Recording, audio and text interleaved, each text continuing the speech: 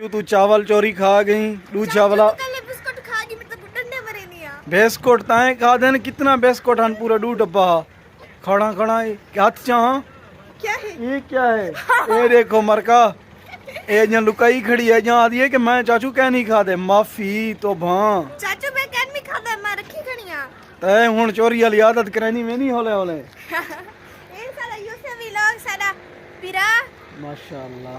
चाचू ये अपने चैनल बड़े सी 8 वाह, वाह। सब्सक्राइबर इन सी 18 माशाअल्लाह थियो चैनल चलदा पाए चलदा बा चैनल अच्छा अच्छा किथों दे थाओ दे तू माशाअल्लाह हम साए आई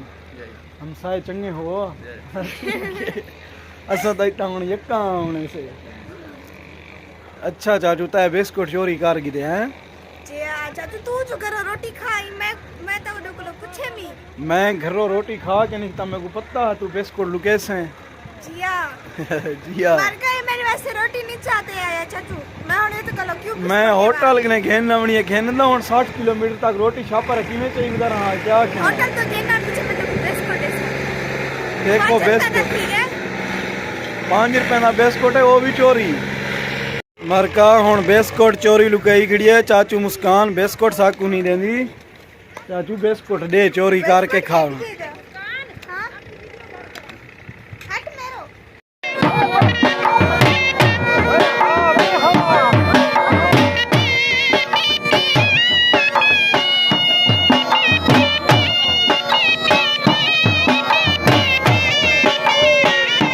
चाचू मुस्कान ज़ारा मैं तो जो लिखे ना है क्या करनी बैठी है चाह पी गई है कल ही मैं अंधा पे चाचू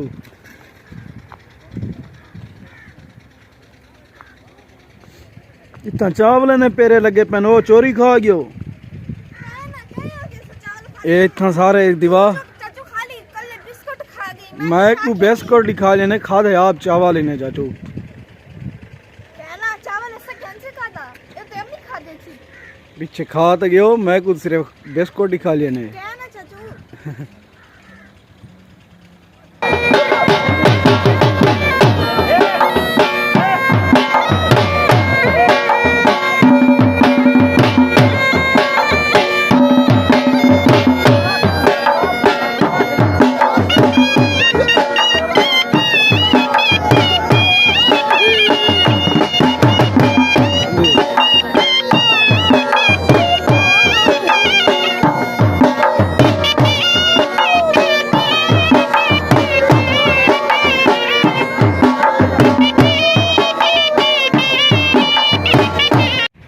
चाचू मुस्कान मार का क्या हाल है ठीक ही में तो भी ठीक है मैं लुकी बैठी है सर्दी है तो पता बुखार शुकार ना थी मेरे सोना मामू बैठे मामू वसीम खान सारे अरे ओ कर ले चंगे रगड़े निकले ना बिया चाचू तो सच सुना तो सर ठीक ही वे चाचू खैर अल्हम्दुलिल्लाह सब ठीक ठाक हो खरियत है खुश हो मकान दी हुन भरा अवधि भी है जी अल्हम्दुलिल्लाह सारे व्यूअर दी सपोर्ट करनी बस स्पोर्ट दा तो पुछना जरी करेंदे पैन बस वो छड़ा कुछ कमेंट की दी वैसे वीडियो ही बात पूरी नहीं करेंदे ब्याह खरियत है ठीक हो जी अच्छा जो बहुत शुक्रिया तो साए में इतना सफर करते ठंडे चाय में कई चाशा कई बोतल चा बोतल ते को पता भैया कावे पई आवे भी खावन वास्ते कोई पाबंदी का नहीं अद्धी भी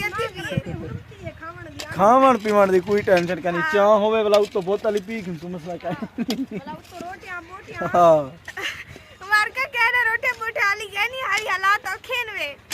इंशाल्लाह सब चीज रहती वैसी इंशाल्लाह चाचा तो खावन वाले थी वहां शायद रहे खावन वाले यार